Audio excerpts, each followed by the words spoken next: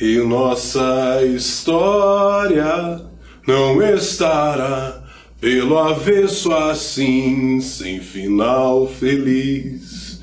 Teremos coisas bonitas pra contar. A voz não tá lá aquelas coisas, né? Mas tá valendo. E aí, pessoal, tudo bem? Tudo tranquilo? Tudo em ordem? Bem, sou eu novamente. Cá estou. Professor Roberto Carlos, para mais uma aula de História. E esse é o momento, né, que essa citação inicial aí se faz muito pertinente, né? Nossa história, que é um começo de uma nova história, né? Principalmente, né, para uma geração aí, né, já... A gente vai falar da Nova República, né, que começa em 1985.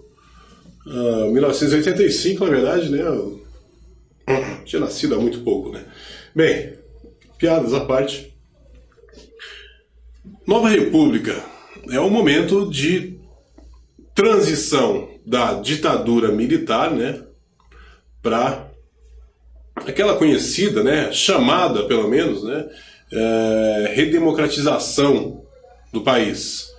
Redemocratização por quê? Né? Porque viveu-se, né, um momento de um regime ditatorial no país, né, a partir de 1964, golpe militar, ditadura, opressão, violência, censura, atos institucionais, algumas mudanças na própria Constituição. Então, um momento muito, como eu sempre digo, um momento não exatamente para se esquecer, mas um momento para se lembrar. E a gente tem, então, né, como esse ponto de partida aqui, a ideia de um novo momento no país, né, se estabelecesse uma nova conjuntura, uma nova quadratura, mas vejamos, né, o que realmente aconteceu. Então, após, né, aquele momento em que Tancredo Neves é eleito, né, e depois veio a falecer, assume então seu vice, né, José Sarney. Falaremos então a respeito de algumas características do mandato, né, de José Sarney, que foi de 1985 a 1990. Muita coisa aconteceu nesse período, sim, mas trataremos de enumerar, né, alguns aspectos aqui, né, uns acontecimentos importantes de ordem econômica, principalmente, né, de ordem social. Bem, a marca inicial, né, do governo de Sarney foi os altos índices de inflação, né, os índices inflacionários e alguns planos econômicos, né, que foram adotados, né, nesse período. Vocês já devem ter ouvido falar do Plano Cruzado,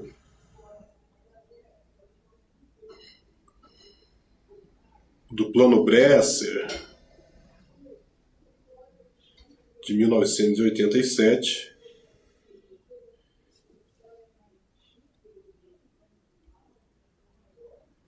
e do Plano Verão, né, de 1989. Claro que, né, o que teve maior repercussão nesse aspecto aí foi o Plano Cruzado, né, que tinha como plano, como meta, né, conter a inflação, né, e algumas determinações, né, desse plano cruzado eram as seguintes. Tínhamos então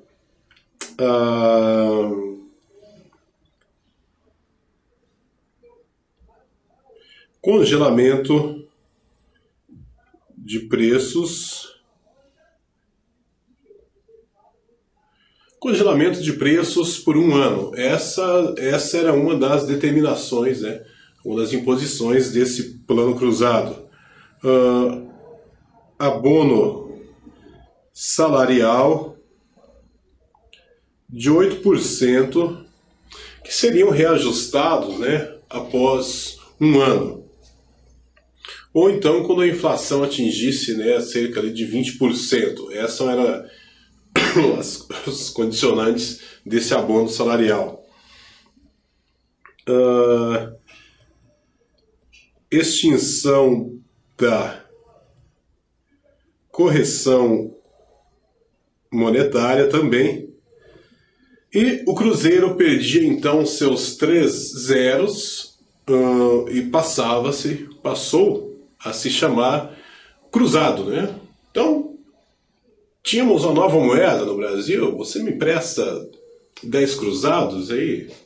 É o que se ouvia na época, né? É o que me contam, que se falava muito na época, né? Me arruma 10 cruzados aí. Piada meia boca, né? Mas vamos dar sequência nisso aí.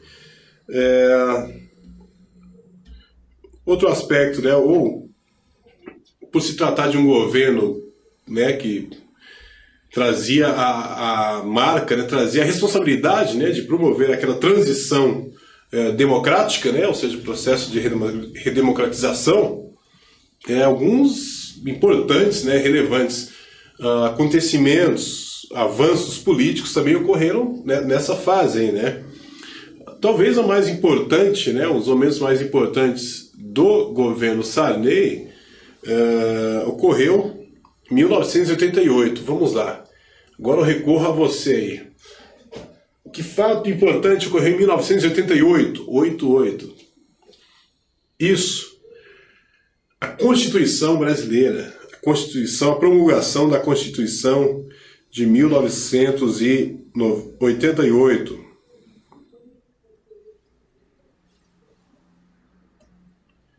Também conhecida como aquela Constituição Cidadã, né? Que estabelece, então, vários pontos importantes, né, para a nossa própria população, para a sociedade, para o Brasil de um modo geral, né? Ainda aqui, né, se a gente pensar em Constituição, não discutiremos aqui a própria observância da mesma, mas ela foi criada, isso foi importante. O que ela trazia de tão bacana assim? Primeiro, né, eleições diretas. Lembrando que essas eleições diretas eram em todos os níveis, ou seja, eleições para presidente, para governador, para prefeito, enfim, etc. Importantíssimo esse ponto da Constituição. Sobre os partidos políticos. Foi decretada, então, determinada a legalização de todo e qualquer partido político, ou seja, de qualquer tendência, fosse ele de tendência socialista, comunista, todas as ordens possíveis dentro desse contexto aí, eles tinham então seu direito legalizado, ou seja, determinado imposto. Alguns aspectos também sobre o voto. O voto passa a ser facultativo, ou seja, não obrigatório, para jovens entre 16 e 18 anos, para analfabetos e para pessoas acima de 75 anos. Então, o voto para esse grupo passou a ser não obrigatório ou facultativo, beleza? Outro ponto importante, né, foi o fim da censura, né? Vocês lembram que a censura aqui alcançava vários segmentos, né, da sociedade, não só a mídia em si, né? Mas claro que a mídia era grande, sofria muito com isso, né? Então era o fim da censura. Também dentro nesse contexto também dá-se o direito de greve e liberdade sindical, né? Assim, ó, retomamos o direito de greve sem sofrer qualquer tipo de repressão por parte do governo. Bem, isso como ficou ao longo do tempo é outra história, né? Ampliação de alguns direitos trabalhistas também ocorreram, né? E intervenção do Estado, né, nos assuntos econômicos, um certo nacionalismo econômico, ou seja, reservou-se algumas atividades, né, para empresas estatais. Tranquilo? Então esses foram alguns dos avanços, né, em torno de alguns aspectos importantes que essa Constituição trouxe, né? Então, em seguida, nós teríamos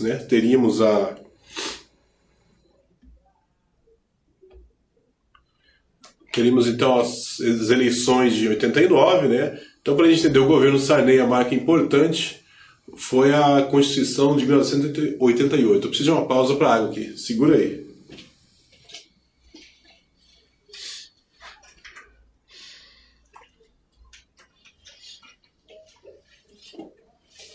E eis que volto, né? Devidamente hidratado.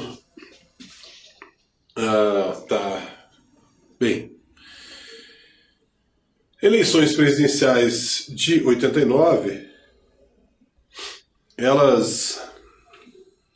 Então, qual a característica interessante? O que tem de mais, né, no processo? São as primeiras eleições diretas para a presidência da República, né? Desde 1960. Então, são 3 candidatos, né? Naquele momento político ali, Fernando Collor, né? Leonel Brizola e Luiz Inácio Lula da Silva, né? Representando ali o Partido dos Trabalhadores.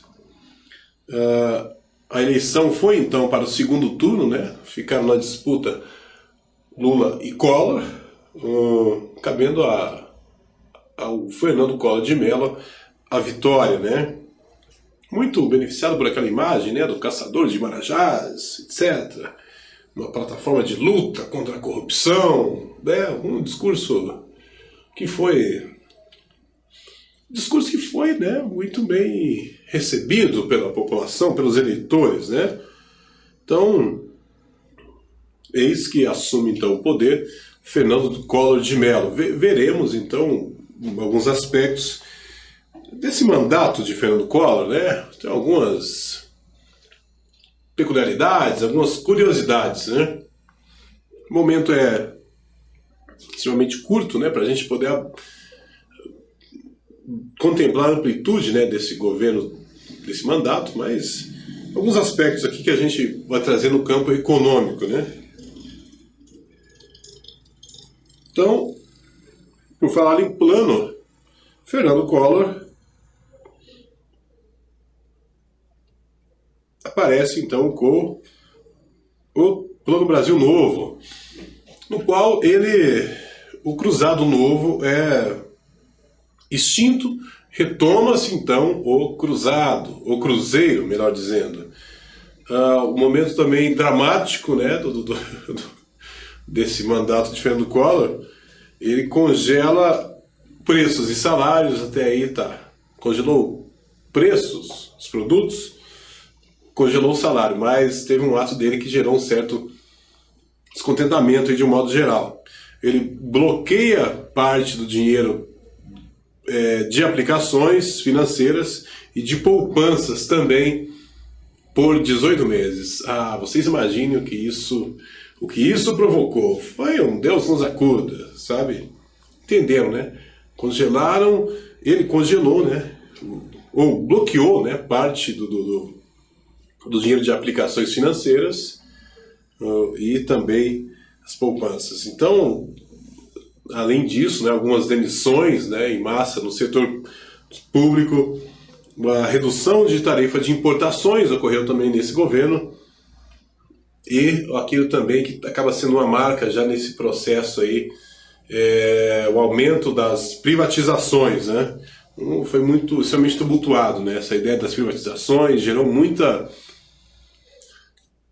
discórdia, muito conflito, muita manifestação, muita gente contra, né? Então, esse governo de Fernando Collor teve essas características de ordem socioeconômicas, né? E, como eu disse, o bloqueio, entre outros, né, recaiu sobre a população de forma drástica, né? Só que nesse processo, né, dessa sucessão de fatos, surgem algumas denúncias, né, de corrupção, né, envolvendo o alto escalão do governo, né? E o Congresso então forma uma CPI, né? Ele começa, né, a ganhar nome, a ganhar fama, a tal da CPI, né? Que é aquela comissão parlamentar de inquérito. Então, essa CPI acabou identificando, apontando algumas ligações do então tesoureiro, né, do presidente, né, na sua campanha eleitoral, Paulo César Farias, né, conhecido como PC Farias, né, quem não ouviu falar. Então, esse envolvimento do governo Collor, né, com PC, ficou conhecido, né, como esquema PC Farias. Houve algumas trocas de favores, né, troca de favores do governo por dinheiro, essa coisa toda, né? Então isso gerou um processo de impeachment, o famoso processo de impeachment. Aí seria, ouviríamos depois dessa palavra em outro momento, ou seja, esse afastamento do presidente da República, né? Fernando Collor, né, lutou com todas as forças para poder então conter essa proposta, esse processo. Claro que não foi bem sucedido. Aí a população vai às ruas, né, exigindo a saída, né, o seu afastamento. Aquela geração que foi conhecida, né, como os caras pintadas ou caras pintadas. Bem, foi uma movimentação popular, né, fica para a história. Então, ali em 1992, Fernando Collor renuncia, né? E após isso assume então seu vice, né? Itamar Franco. Lembrando, né, que o Congresso já havia decidido então pelo afastamento de Fernando Collor. Então foi um período, né, um mandato curto em função desses problemas de denúncias, né, de CPIs e etc. O que deixa, então, Itamar Franco, né, no poder como presidente do Brasil. O que a gente tem de interessante, né, nessa gestão, nesse mandato, melhor dizendo, de Itamar Franco? Em 1993, há um plebiscito, né, para que se decidisse então se o Brasil, qual regime político o Brasil adotaria ou manteria, monarquia ou república, e qual a forma de governo, presidencialismo ou parlamentarismo. Então, no dia 21 de abril, olha só que data histórica, né, o resultado confirma a manutenção da república presidencialista, né. Então, no que diz respeito ao aspecto econômico, é o surgimento, né, a implantação, a aplicação do Plano Real. Plano Real, então, que buscava conter a inflação, né, e buscava, né, uma maior estabilidade da economia nacional. Além disso, o plano tinha, né, determinava a contenção dos gastos públicos, né, privatização de algumas empresas estatais, é lógico, redução do consumo, né, mediante aumento da taxa de juros e maior abertura do mercado aos produtos estrangeiros. Essas são algumas marcas do governo Itamar Franco. Bem, o plano acabou contribuindo, né, para a queda da inflação, aumento do poder aquisitivo, né, assim, aquela capacidade de consumo da população, né. Essa popularidade, né, do Plano Real, ela teve alguns desdobramentos, olha a palavra mágica aparecendo aí. Porque o idealizador desse Plano Real foi ninguém mais, ninguém menos que Fernando Henrique Cardoso, né? Ouviria-se falar de Fernando Henrique Cardoso futuramente. Então, os aspectos aí são bem pontuais, né, sobre o que aconteceu durante esse mandato aí de Itamar Franco, né? Mandato que ele herdou é ótimo, né? Que ele herdou de Fernando Collor de Mello, né? Após esse sofrer o impeachment. Então, alguns aspectos interessantes nesse mandato. Então, por falar em Plano Real e Fernando Henrique, é isso que falaremos, finalizando a nossa aula aqui, de Fernando Henrique Cardoso, que viria, né, a ser reeleito. Então, alguns pontos importantes desses 8 anos aí de mandato de Fernando Henrique Cardoso. Bem, como eu mencionei, né, ele foi o primeiro presidente do Brasil a conseguir uma reeleição, né? Só através de uma mudança na Constituição, né, nesse processo de reeleição. Bem, os mandatos de Fernando Henrique, eles são caracterizados pelo quê? Tivemos uma aula sobre isso, aí, sobre a aceleração do processo de globalização. Bem, temos no mandato de Fernando Henrique a criação do Mercosul. Bem, determinou essa eliminação das barreiras alfandegárias, né, entre Brasil, os países ali que compunham, né, o Mercosul, Brasil, Argentina, Uruguai e Paraguai.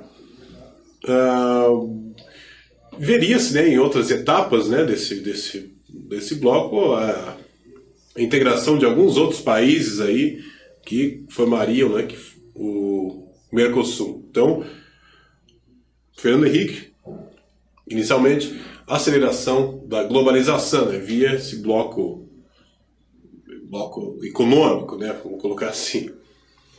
Bem, no que diz respeito ao aspecto social, né, governo de Fernando Henrique,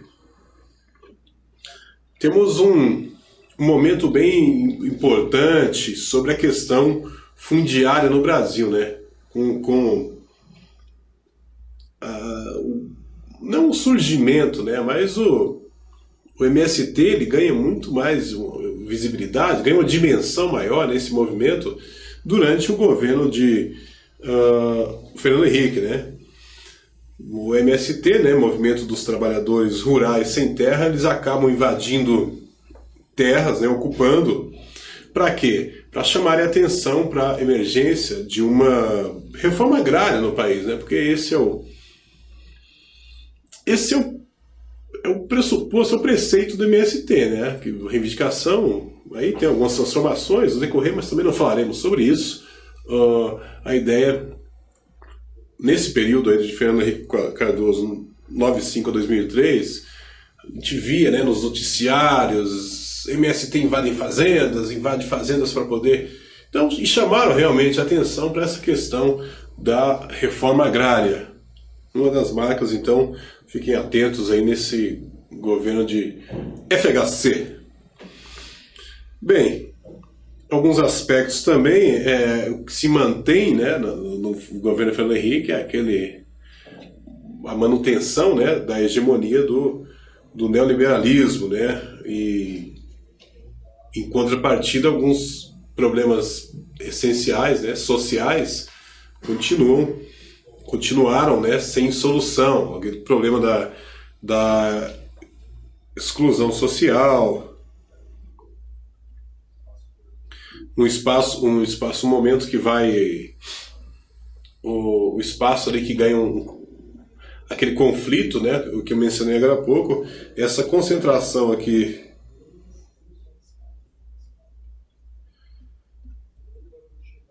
essa concentração fundiária, né? O que é a concentração fundiária, né? Concentração fundiária é concentração de terras, né, nas mãos de grandes e até empresas relacionadas, né? Concentração, e aí que vai de encontro àquela luta, né, do movimento sem terra, né? Aquela luta por terras, né, por espaço para terras para poder produzir. Esse é um momento, então, em que também temos momentos de corrupção, né? Não que ela não tenha ocorrido em outros momentos, mas também tem essa marca aí no governo de Fernando Henrique, né? A corrupção, alguns descasos de ordem administrativa, né? uma política educacional não muito eficiente, não muito visível, né? Uma política educacional. Problemas também, aí nós temos da Previdência, da saúde, aqueles aspectos todos que a gente sempre está mencionando aí, né? Mas que são importantes. É importante a gente trazer desemprego, né? Injustiça social, marcas, né? Desses que vêm, né? De um processo, mas que ficam também expostas em determinados mandatos. Então, essa ideia dessas transformações aí, de processo de redemocratização, né, que foi o ponto de partida da nossa aula aqui, momento de transição, né, da ditadura militar para o processo democrático, né, realmente, o país democrático. Temos algumas alternâncias, alguns momentos aí que podem, na verdade, nos levar, né, à reflexão, ou mostra uma face, né, dessa redemocratização, né, a partir desses acontecimentos, alguns pontuais, alguns recorrentes, né, dentro desses mandatos todos aí. Beleza, galera? Então, por hoje é isso. Teremos, então, para finalizar, né, teremos uma aula Nova República 2, mas esse é o momento que a gente parte já para não para o fim, né, mas pelo menos nesse módulo aqui de aulas nossas da história do Brasil, né, e espero mesmo, né, que tenhamos coisas bonitas para contar, né, porque nessa análise aqui de governos, né, de medidas, de planos, né, políticos, medidas econômicas, né, a gente tem algumas nuances, né, alguns altos e baixos, e a gente precisaria de uma certa consistência, né, e que contemplasse. É um momento de crítica rápida aqui, né, inevitável. Poderíamos ter, né, algo mais linear, né, que a gente pudesse mostrar para vocês aqui em que todas as classes pudessem ser contempladas, a partir dessas medidas, desses planos, beleza? Salvo o momento, então, abrir esse espaço para esse momento de uma crítica leve, né? Não é uma crítica, né? É um anseio, na verdade, né? Não esqueça a palavra crítica, né? Isso é realmente algo que a gente vislumbra, né? Então, é importante estarmos sempre refletindo sobre esses aspectos aí de como as coisas vão se desenrolando nesses governos aí, beleza, gente? Grande abraço, conto com vocês na próxima aula aí, falaremos sobre a Nova República, parte 2, né? Virão então os próximos governos, e até chegarmos ao momento atual, né? E como estaríamos, né? O que a história nos reserva, beleza? Gente, grande abraço, vou nessa. Tchau pra vocês.